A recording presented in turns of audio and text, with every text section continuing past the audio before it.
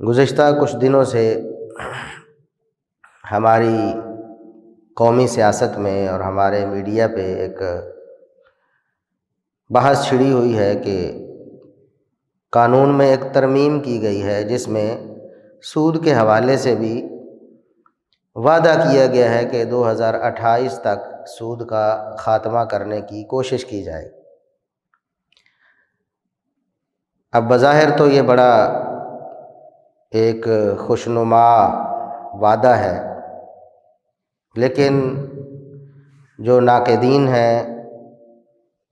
وہ یہ کہہ رہے ہیں کہ یہ صرف ایک طفل تسلی ہے جو بعض سیاستدانوں کی طرف سے قوم کو دی گئی ہے، کیونکہ یہ ساری شقیں، یہ ترمیم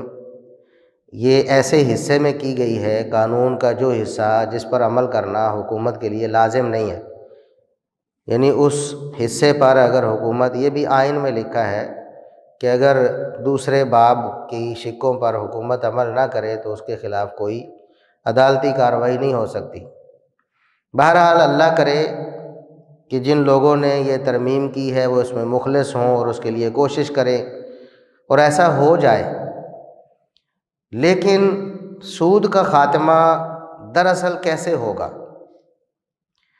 کوئی کام بھی جب تک روٹ لیول سے شروع نہ کیا جائے، ایک ایک فرد پر محنت کر کے اس کی ذہن سازی نہ کی جائے، اس وقت تک حقیقی انقلاب نہیں آ سکتا۔ آپ اس کو فساد کہہ سکتے ہیں، خون خرابہ کہہ سکتے ہیں، شب خون مارنا کہہ سکتے ہیں، جو مرضی اس کو نام دے دیں۔ حقیقی انقلاب جو ہے وہ محمد الرسول اللہ صلی اللہ علیہ وسلم کے طریقے کے مطابق، جیسے رسول اللہ صلی اللہ علیہ وسلم انقلاب لے کے آئے، افراد پر محنت کی، افراد تیار ہوئے، معاشرہ قائم ہوا، پھر آگے یہ آپ صلی اللہ علیہ وسلم کی تعلیمات پھیلیں۔ یہی طریقہ ہمارے لیے اسوہ حسنہ ہے، ہمیں بھی اسی کی پیروی کرنی ہے۔ گزشتہ سے پیوستہ خطبہ جمعۃ المبارک میں میں نے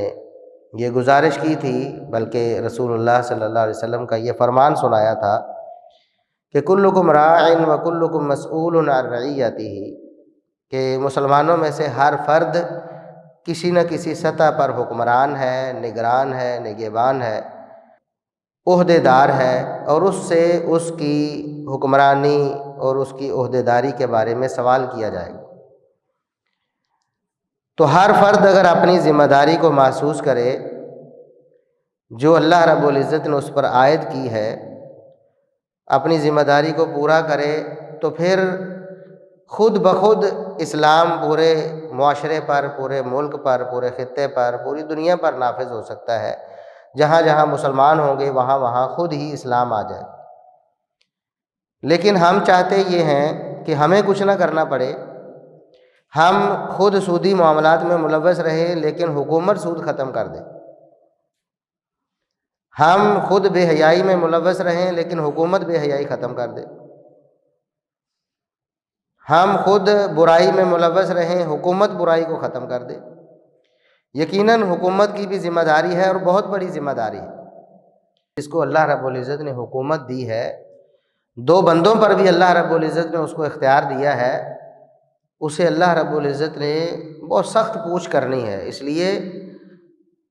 صحابہ کرام رضوان اللہ علیہم اجمعین ایسی کسی ذمہ داری کو قبول کرنے سے بہت ہچکچاتے تھے۔ خود خلفائے راشدین کو دیکھ لیں، ان کا طریقہ انتخاب دیکھ لیں کہ لوگوں نے ان کو منتخب کیا،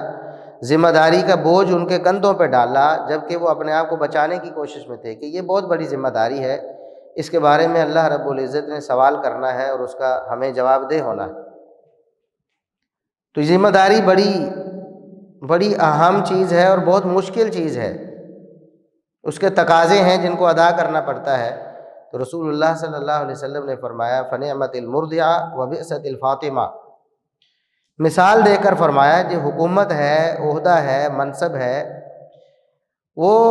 بظاہر دیکھنے کو جب ملا ہوتا ہے تو بڑا خوشنما لگتا ہے، پروٹوکول ہوتا ہے، جاہ و جلال ہوتا ہے، لوگ دیکھتے ہیں فلاں جناب فلاں عہدے دار ہے، لیکن جب یہ عہدہ ختم ہوتا ہے اللہ رب العزت کے ہاں جو جواب دہی ہے وہ بہت مشکل ہے۔ بالکل اسی طرح مثال بیان فرمائی کہ جس طرح بچہ ہوتا ہے نا، دودھ پیتا ہے، ماں کا دودھ پیتا ہے، دودھ پلاتی ماں اس کو بڑی اچھی لگتی ہے،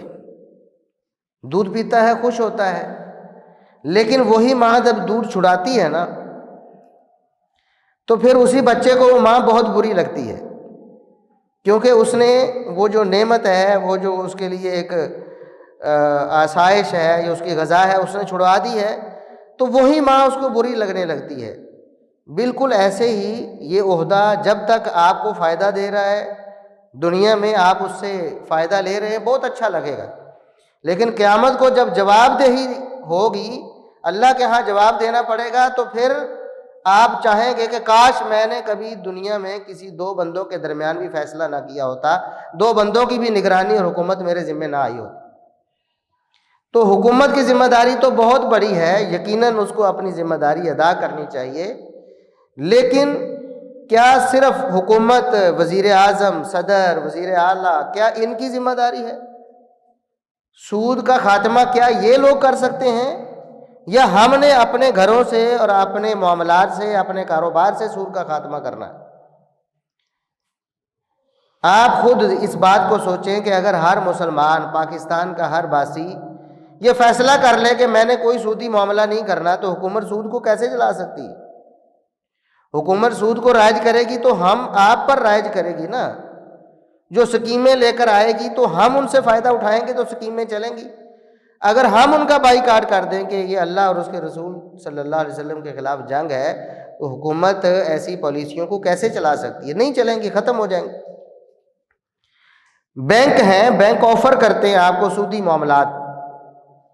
سودی لین دین میں آپ کو ملوث کرتے ہیں، آپ کو اس کی ایڈورٹائزمنٹ دکھاتے ہیں، آپ کو اس کے فوائد بتاتے ہیں۔ اگر آپ یہ فیصلہ کر لیں کہ ہم نے کسی بینک سے کوئی سودی لین دین نہیں کرنا، بینک خود بخود وہ سودی معاملہ چھوڑ دیں گے، ختم ہو جائیں۔ سارا سسٹم چونکہ سود پہ چل رہا ہے، لوگ اس سے فائدہ اٹھا رہے ہیں، لوگ ان کی پروڈکٹس کو استعمال کر رہے ہیں، لہٰذا وہ سودی معاملات کو چلا رہے ہیں۔ ہر فرد اپنی ذمہ داری کو محسوس کرے تو خود بخود ہر برائی کا خاتمہ معاشرے سے ہو سکتا ہے۔